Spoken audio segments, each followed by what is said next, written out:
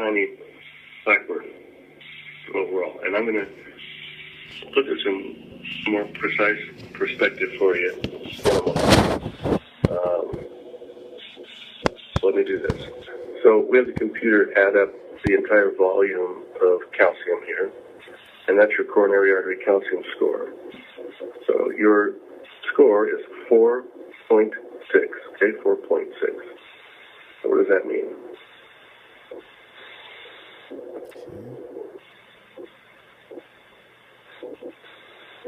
All right, so here is the graph showing the average scores for men and women who have no symptoms by age group here.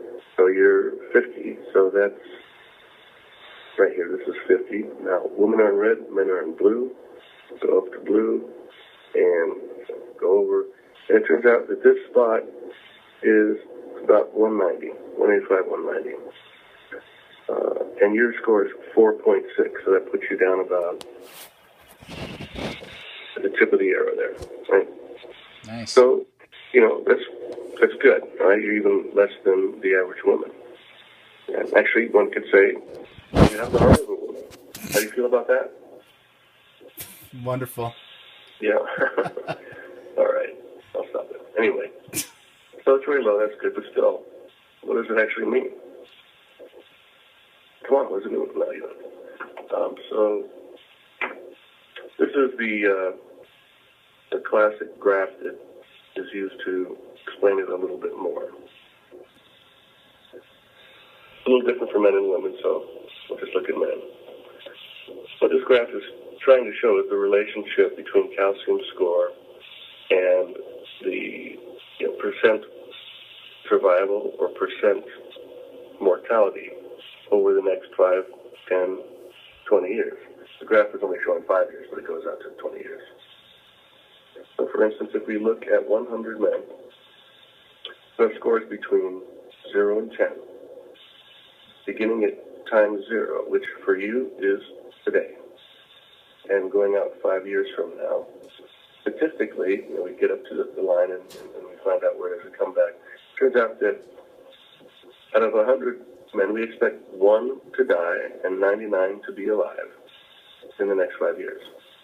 And that death won't necessarily be from heart disease. It could be from anything. I mean, it could be from murder.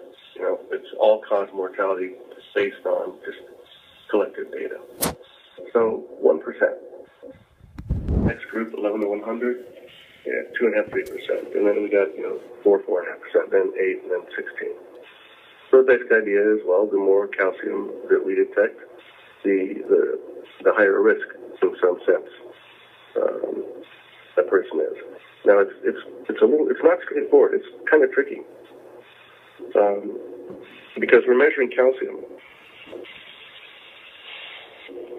but the calcium, first of all, it doesn't kill you, and it's only an indirect way of getting at what we want to get at.